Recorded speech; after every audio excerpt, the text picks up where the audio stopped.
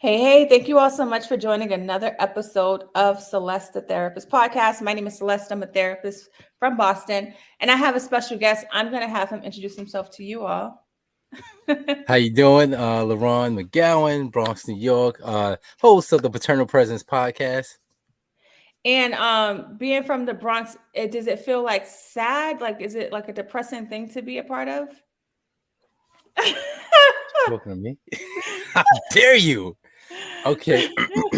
First of all, I am from the Bronx, home of the Bronx Bombers, who dominate the Red Sox on a regular basis.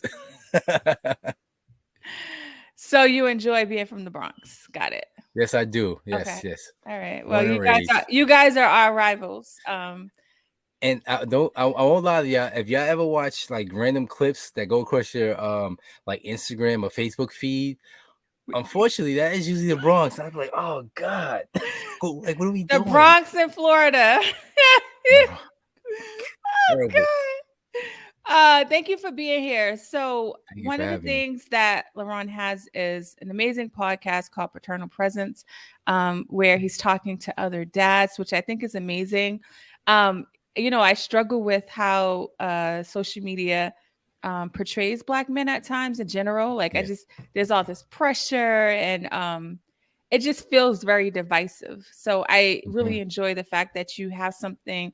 Yeah, it's like you're building this community, which is really dope. So I want to talk about how you got to that point. But first, I would love to hear a little bit about your upbringing and what that was like for you. I am the oldest of three, raised in a project, single mom. Um, and I know my father, kind of like in and out the life or whatever.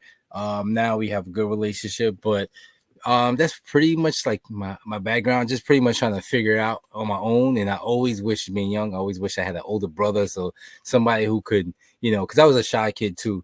So somebody who would, just have my back, and bullies could handle them for me, that type of thing. But I didn't at that time. I had to figure out, duck it, or hopefully, just get out of it some way, somehow. But and I realized me wishing I had older brothers because like my father wasn't around, so there was things I was missing.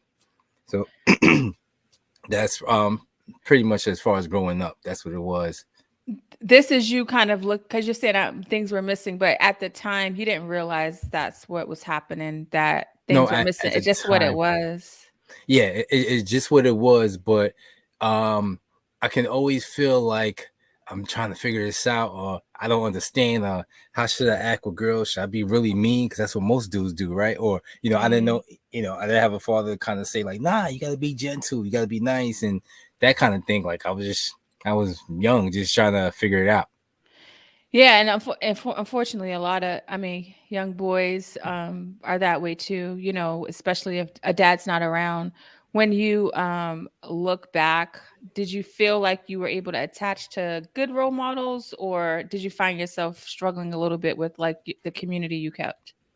Um, I was struggling a little bit with the community I kept. The only like male figure, honestly, I really had. This is I'm talking like really young, elementary, junior high level, was my grandfather, and it's such a disconnect. And he would try to drop jewels, but I wasn't catching them because there's such a difference in age. So it's just like, oh, this is an older man, and I'm young. Didn't know any better. Um, then I want to say towards high school, I have three uncles. One who's my father's brother, who we weren't really in contact a lot, so he didn't really share too much wisdom. But I had aunts whose husbands who kind of like was more of my mentors, and they always like drop gems on me and explain things to me and stuff, and I always appreciate them for that as well. So I always say too, like if you don't have any kids, or even if you do, just be a dope uncle. You know what I'm saying? Because the more I think male role models that we have, the better. And not even a role model, just to say like, hey, look, tie your sneakers, don't cross the street. Go to that corner and cross the street. Just somebody like that. So I Yeah, don't no, want to put pressure on nobody. Sorry. no, it doesn't seem like pressure, but it just, I don't, sometimes when I talk to people and they're like working with kids or they don't feel like that what they're doing matters. They think that, oh, well, it's just this. And I say, you don't realize, like I speak to adults and they Mm-hmm. talk about this person was in my life and that person was in my life and they said this or that. So I think it's an important thing to remind people if they have like little ones in their life, to know like it does, because it sounds like what you're saying when you look back, there were some people that was dropping gems, and it was helpful during that time of your life. Yeah, no, definitely was.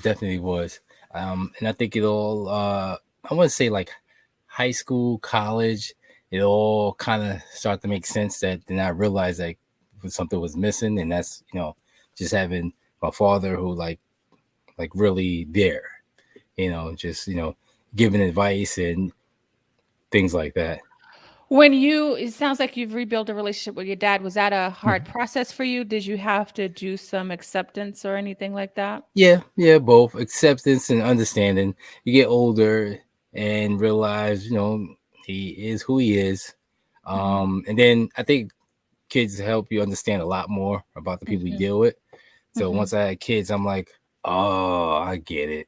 And Okay. it doesn't necessarily mean he's perfect, but this is the type of person he is. He's kind of just kind of a hangout type. Not really sure, not very nurturing, you Yeah. know. Yeah. And he figures, my mother was smart enough, um, Right. and can do well. And that's just he was young too, so that was Yeah. his thinking, his process. And, I tell people, your parents are individuals and humans who have like gone through things. And unfortunately, we don't always make the best decisions. Hmm. And so for you to be able to like, it sounds like you was able to look at the full picture older as you got older to kind of Hmm. see like some of the limitations he had, Hmm. and move from there. So now you have a kid. When you decide to have a child, was that scary given the fact that it's going to be your first Yeah. time like being okay? What was going on in your mind? I'm sorry. Because Let me cut no, you off. I know. No, but it's good that you're being transparent because I think not just we all go through emotions, but I think when men go through things, sometimes sometimes you probably feel like you're the only one. You don't know what it is you're going through. You don't know all the things that are happening inside. 100%. But Hmm. listening to the fact that your dad wasn't there, then you're about to have a kid. It's like, what am I going to do with this kid? Like, how am I going Hmm. to be a Hmm. dad? Were those some of the things that were going on in your mind? Definitely. My biggest thing, and a lot of guys I've learned from my podcast, that Mhm. we make this kind of we make a promise within ourselves. It's not written, it's not said out loud, like, oh, my Yeah, dad wasn't there, but if anything, I will be there. I don't know yeah, what I'm doing, but I will be there. yeah, So that's a promise that we make to ourselves. So that was my thought.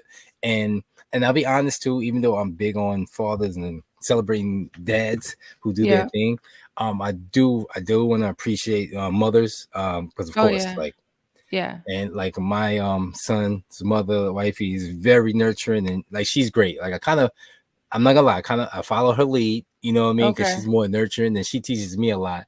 But I do know I have to give him that black male perspective also, you yeah, know. yeah. So I want And to and celebrate black women and black mothers like yourself. oh, yeah, yeah. No, for sure. The collaborative effort is important. I feel like years ago, that's the way it was until there's a lot of systemic things that took place that kind of broke up the family. Hmm. When you think about the stigma on Black men, what are some of the things that you're working on dispelling or that you recognize as problematic? Well, I will tell you like this. Um, how my podcast really originated from. My son, I would take him outside to the playground and let him play, and I just sit there. And while I'm sitting there, I'm meeting other black dads who with their kids, and we start talking, and I'm like, damn, we got like so much in common. We're going through the same thing, and I would meet a lot of black dads at the playground, and I'm like, I believe the stigma too that black fathers is not around. They all deadbeats, and then just being at the playground and talking to all these dads and meeting them like every day. I'm like, wait a minute, we out here. Like it really ain't as bad as it sounds. Oh, so So even you had well, obviously you had the stigma because it was your life growing up too. So yeah, it was a real experience for you. But then you even grew up and thought like there's not enough of us around either. yeah. I Oh, really didn't know. Yeah, I really thought like I knew like one or two. Like I said, my uncles were great yeah. fathers or whatever, but people like my age. No, I have friends. Um, I was probably the last one to have kids, but I have friends who had kids, and it's like, oh, okay. But just to see that dudes are really not just that's my son, but really involved. I'm like, oh, we are actually out here. Like this is I put it like this. Once I have my kid, I've meet more fathers who love their kids and involved than are not. Yeah. That's dope. And do you feel like some of the messaging that's put out there about black dads is intentional? Like, do you think? Yeah, Yeah. yeah. Unfortunately, Yeah. it's one of the things where like people prefer to complain than to compliment. Yeah. So Yeah. any father, black man do something wrong, everybody's quick to jump on it, like, oh, how could he? But Yeah. don't look see the full picture, the full story. Yeah. Um, but I think like with my podcast and talking to a lot of different brothers, that this generation of kids is gonna be so much better off. Like fathers nowadays are so much better because compared to our parents who would Yeah. kind of I'm sorry, I don't know how you grew up, but our parents was just kind of like just trying to survive, and my parents No, just didn't really that's have me. yeah. I'm saying it was like a survival thing. So they just thinking day to day, where just trying to figure out. So there wasn't a lot of not a whole bunch of nurturing to a Yeah. certain extent. So, but now we know that we have a lot more to do, and we're looking towards the future, and we want to make sure we teach our boys and girls this, that, and the third. Where our parents is really just trying to survive and figure it out themselves. I think Yeah. we Yeah. have a better Yeah. understanding. Yeah, and sometimes people knock social media, but there's also the good components of social media. I think about Hmm. being able to see that. Do you feel like because I feel like mental health is more normalized and not stigmatized. Do you feel like that plays a role in dads in their Hmm. journey being able to Yes. recognize when they're having a hard time? What are your thoughts about Yes. that?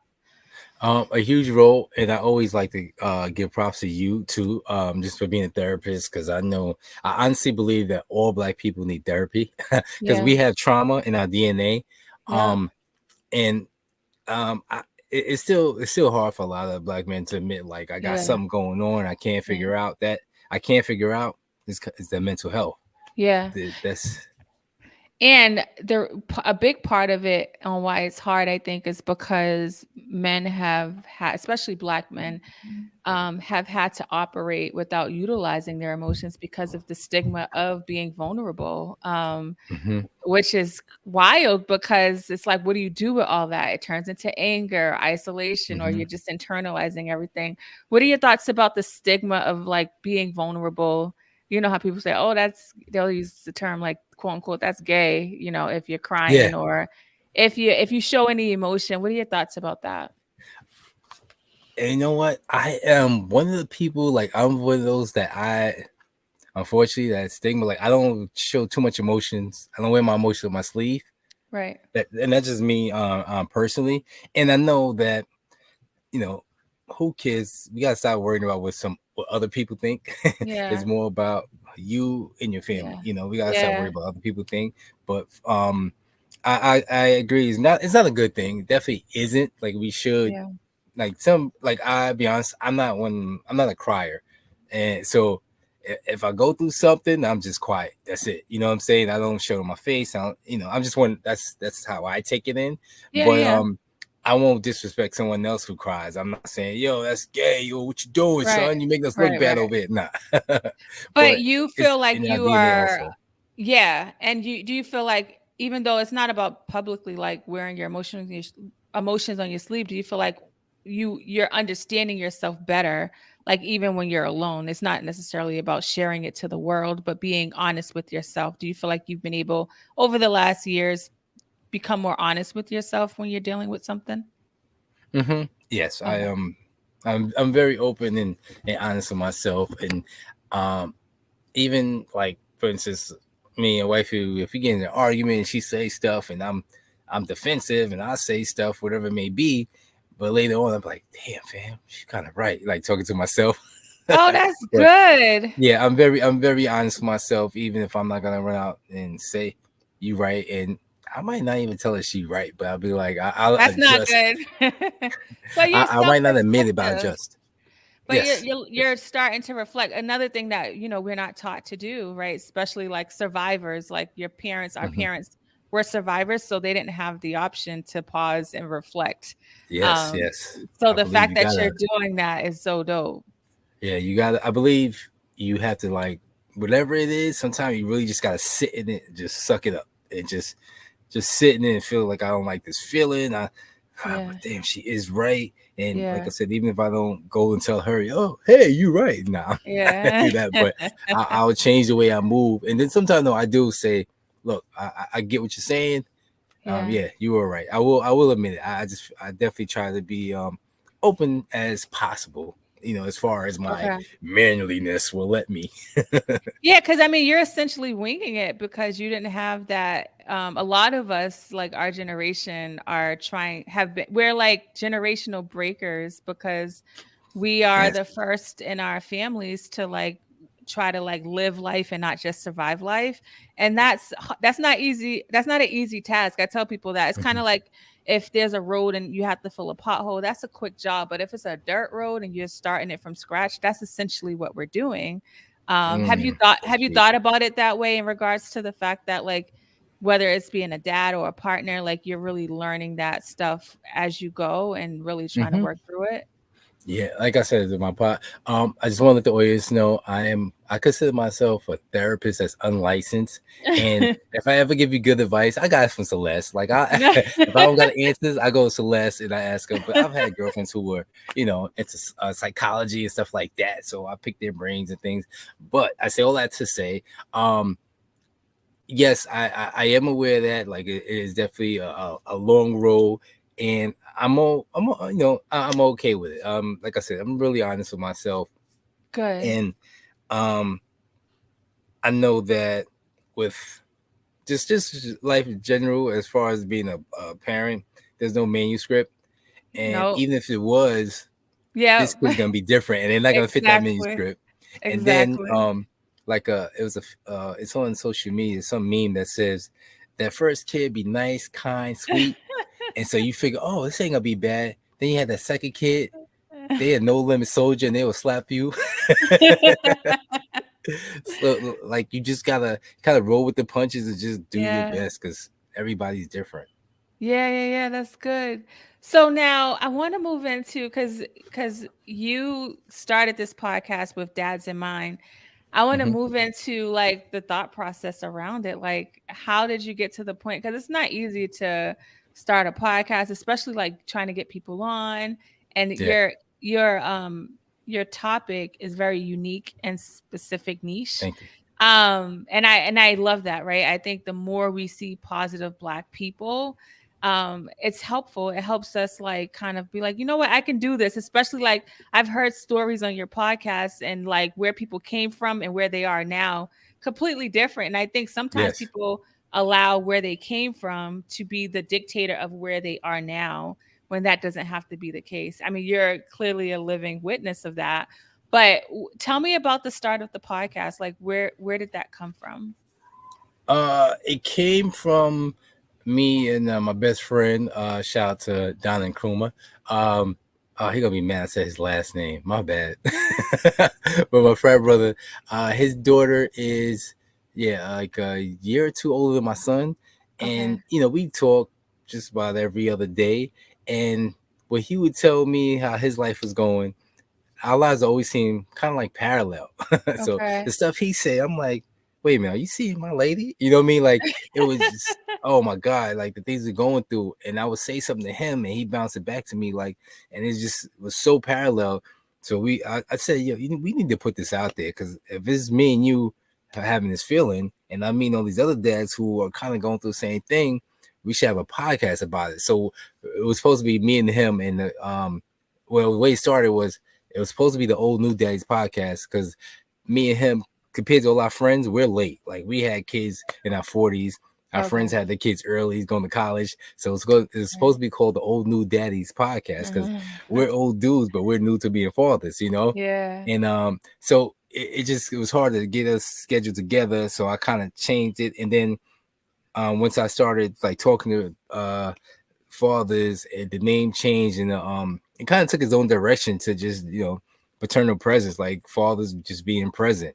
So it went Mhm. from being old guys, taking care of these newborns, to how fathers their journey through fatherhood and figuring it out. Wow, that's dope. And because I think about paternal presence and like some people, they may be stepdads or like Yes, uncles, and like you said earlier, like that matters. So part of it was like talking to your friend, realizing you guys had similar struggles you were going through, and you was like, we got to let the people know. When I think about just for like entrepreneurs or people trying to start something, I always tell them just to like start, because it sounds just like start. yours, Yep. if you didn't start, you would have never known paternal presence was a thing, right? Because it Yes. morphed into something else, but it can't morph into Hmm. anything if you don't start. Was the starting process hard to like put yourself out there that way? Yeah, it definitely was. It definitely was. But yeah, it was on my spirit. It was on my heart. Like it kept bothering me. Like do it. Something in me kept saying do it, and I'm like, oh man, I'm gonna put myself out there. People gonna think I'm corny, but something in me kept saying just do it. And I told my boy, I'm like, look, I gotta do this. It's on my heart. I gotta do this. So um I I did it. I just started, Wow. and I get to learn a lot about just my boys, how they feel. And I think it's great too, and not just for black dads, just for black women too, so you can kind of understand what your husband, boyfriend, baby father is thinking. So it kind of helps you along, like, Yeah. well, that's why he acts like that. So it's Yeah. not just for black dads, it's just for the black family, and Oh it'll yeah. help it'll help maybe someone understand why their father wasn't around, or why their Oh yeah. father acts the way they act. Oh yeah, yeah, yeah. I remember I did a training with people, and it was about like neurodivergent, like people on autism spectrum. And I remember Okay. this older lady, she got emotional. Her dad was older, and then she was like, "Oh, now it makes sense why my dad's like that. He's probably on the spectrum." And she kind of got emotional because they have like a hard relationship. And I just think about it, and her dad probably, especially years ago, her dad probably didn't know, they didn't have a lot of diagnoses and things like that. Not at But I'm all. just None of thinking that. about like, as you're talking to these men, and you're asking these questions, they're articulating things that they may not typically articulate. Or and I know with men it's easier to shut down. I'll never forget when my husband, he said one time, he said, I feel like every time, like I feel like I'm always wrong because of the way I present. It was like my demeanor, right? That wasn't my intention, right? Hmm. To like make him feel that way. But when he said it, I was like, dang, like that's not good. That's not what I want him to feel like. I have to, but I mean, like I have a way of pulling things out of people, you know. Your therapist, yeah. I mean, yeah, because of what I do. But I just think about relationships and what men go through, and whether or not it was the way I said it or what he's going through. Because your mind starts to pick up on the thing that you, It wants to um, pick up on. it picks up on, like, so if you have a red car, a red Toyota, you're always going to see that red Toyota because you're Hmm. seeing it every day. If your mind's feeling like, oh, like, um, I'm always wrong. I can't get anything right. In your relationship, you're going to have that same thing. And so being able to, I think, have your presence, paternal presence podcast, where you're talking about fatherhood and then just the journey to getting to that point, Yeah. it's such an amazing thing for people to have in their lives. It's like a community. Does that make sense? No, it definitely does, and it's so funny because at the end of it, like, because I hit up all my friends who and I hit up my friends who I know who super involved. Yeah. And I always say too, like my friends are like, celebrities to me. Hmm. And they'll tell me at the end, like, yo, L, thanks, man. I never even said that. He's like, yo, that was very therapeutic. So I'm over there feeling like Celeste the therapist. Like, you're welcome, fam. You know what I'm saying? But no, that really feels good that people, because I realized too that people want to talk, and have you asked? People like to talk and just tell their story just to get off their chest, and to kind of be interviewed. Not every day that just you're not a celebrity, but you get interviewed. Yeah, and you get to talk about things you don't really talk about. I just think about you and your journey, and what you're doing something that you didn't have a chance to experience. Like I didn't have a dad in my life, so watching like my husband with the kids, it's like an amazing thing. I'm like, oh, this is what it looks like, right? And I just think about trying to do things the way we do it. Like my mom wasn't like nurturing or lovey-dovey. Hmm. It's because she didn't have that from her mom, right? And Yes. so like for me, like to do it differently, like I'm always like, yo, I'm proud of myself for like breaking that, like the way things happen, right? And I'm grateful that I'm able to have an understanding, to understand it wasn't personal, it wasn't me, it was Hmm. whatever they were going through. That's hard to reconcile with. And so like when you talked about like having a relationship with your dad now, that's amazing, because it's hard reconciliation to take place because of so much pain and hurt that you probably dealt with growing up. Yes, and I've come to understand with my father when you really like dig. My dad, his mom died when he was young, so his grandparents raised him.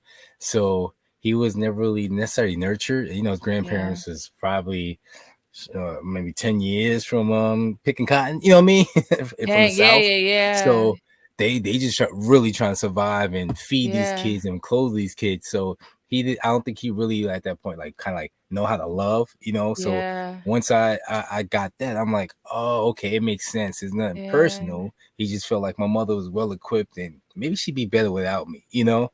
And Yeah. you might say, "Oh, that's stupid," but they were young at the same time. So you gotta see where a person comes from to get an understanding of them, and then you can kind of say, Exactly. "Okay, now I know how to kind of deal with this person a little bit better." But like I said, Yeah. now we have a good relationship, and yeah, now we're so good.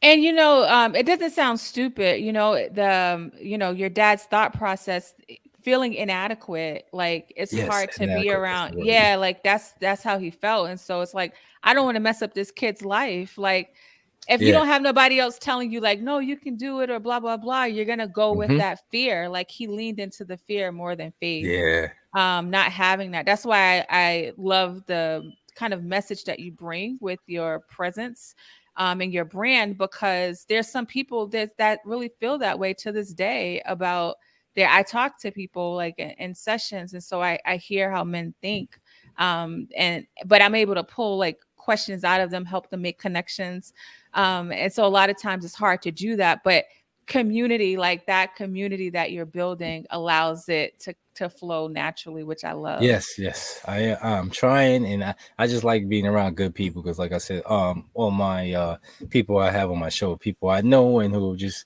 good Yeah. people, just in general, doing different Yeah. things. I got comedians and entertainers and things like that, and just regular dudes who just really just love their kids and go all out Yeah. for them. And I just feel like they don't really get the respect they deserve because Mother's Day we might get a hammer, a pair of boxes, some socks. I'm sorry, Father's Day, some socks. But Mother's Day, y'all be popping. Y'all be doing brunch, mimosas.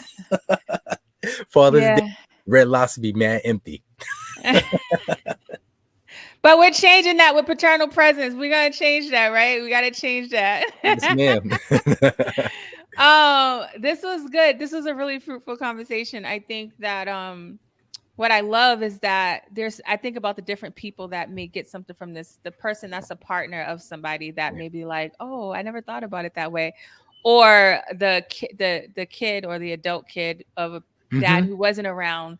We're a little like narcissists. We think everything's about us. And why wouldn't we if we're not told anything Yes. different? Yes, this is Right. true. And This is so true. yeah, like I think about even like if I'm like if I have a lot going on and my daughter is like talking to me and I'm like, Bella, like, and then I'm like, my tone wasn't where it should be. And Hmm. luckily I'm able to apologize, something that didn't happen for us growing up. Yes, as kids, no. Our parents Yeah, don't apologize. so I'm able to be like, "Oh, my bad," and then and I say, "I'm sorry, but like, give me a second, right?" And a lot of that has to do with me just being able to take care of me and understanding my stuff, which is hard to do. And so I would like really challenge dads, moms, like to really continue to pour into you, right? Because I'm sure Hmm. you have to pour into you to be okay for your partner and your son. Yes. And What they do you say want to when say you get on about that that? plane, no, no, Yeah, when you get on the plane, they say the plane's going down. Put the mask on you yeah, first before you put the mask yeah, on your kid. Because if you yeah. put your mask on your kid, you pass out. I mean, Yeah. now who this kid had to look up? You have to take care of yourself first. So, Yeah. however you can do that, even if it's getting up maybe in half an hour before you have to get up in the morning before I everybody say that else, all and the time. sit in that Yeah. silence and Yep. whatever you do, pray, meditate, but just sit in that Yeah. silence to get your mind right for your day. Yeah. We I need think that that. is very beneficial. Yes. Yeah, it allows us to think about things, put things together, think about what we need. And I think, starting your day with you definitely sets the tone for the Yes. day. So I say, like, I tell people, even if it's waking up before the kids wake up, because the way it's sold in our society is that you need money to be well.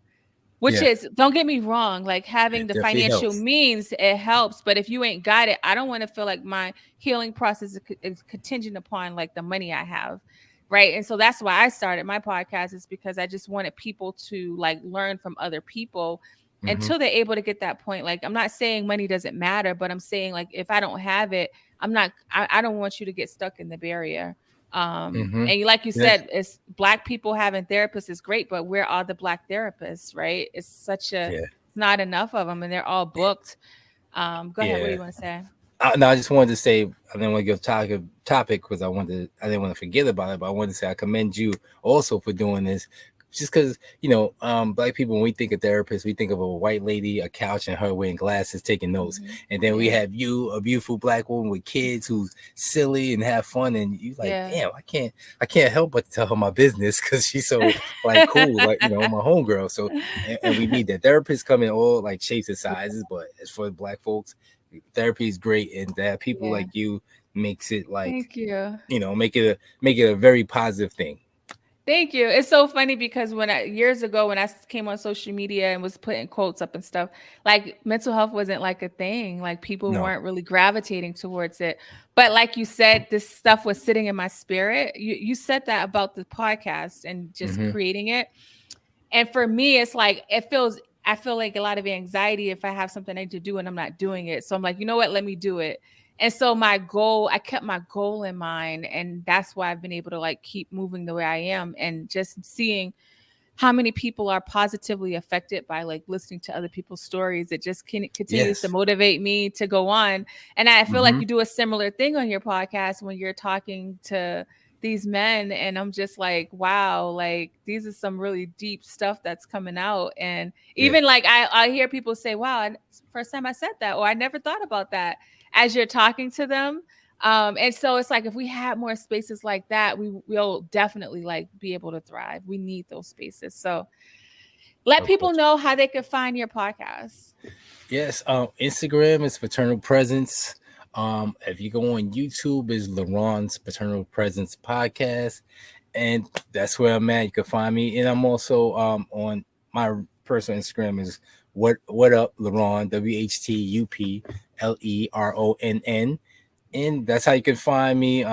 Every week I post a new episode. My next episode will be boxing coach. That's gonna be the next one. But yeah, please check me out, subscribe, and you talk to me, I'll talk back. I am not a therapist. I'll say that again. I get all my info from Celeste. So, No. but Celeste, I gotta tell you, when you speak to a therapist, because I go to therapy too, you kind of think like, oh, okay, I know something now. I know therapy. No, but I don't give unsolicited advice. No, yeah, no, yeah, I appreciate you. I think what you're doing is dope. It says a lot about your spirit and your heart. The Thank you, way thank you're you, like taking this on, I think it's amazing. So, um, you guys can find the links for everything in the show notes. And LaRon, thank you so much for your time. I really thank you for appreciate it. having me. I feel like I made it in life. Like I watched this show and then I'm on it. Ma, we made it. I'm sorry, I'm looking up Well, like my mother's not alive. I'm sorry, Ma, we made it. well, it's funny because when I was, I watched your podcast and then your posts, and I was like, oh my god, I gotta have you on to talk about what you're doing, because this is so important. So thank you. I made it because I got you on here. You feel me?